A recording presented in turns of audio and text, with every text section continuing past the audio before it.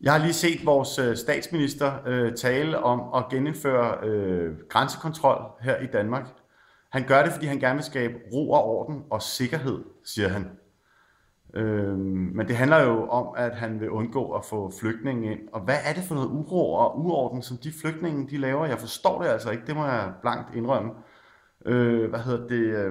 I Danmark, der fik vi sidste år 21.000 mennesker, der har søgt asyl i Danmark, og rigtig mange af dem er så blevet indlogeret i nogle telte her i frostvejr. Men faktisk så er det sådan, at vi har 160.000 tomme boliger i Danmark. 160.000 boliger, der står tomme lige nu i Danmark.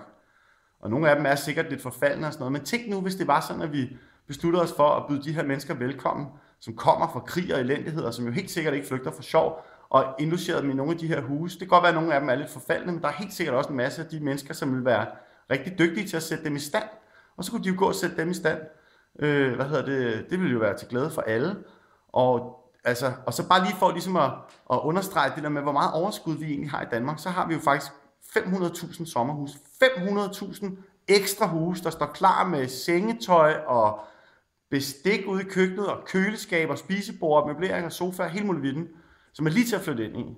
Tænk, hvis det var sådan, at vi her i Danmark besluttede os for at bruge noget af det overskud, som vi har, til at skabe noget ro og orden og sikkerhed for de mennesker, som flygter. Det er sådan Danmark, jeg godt kunne tænke mig at leve i.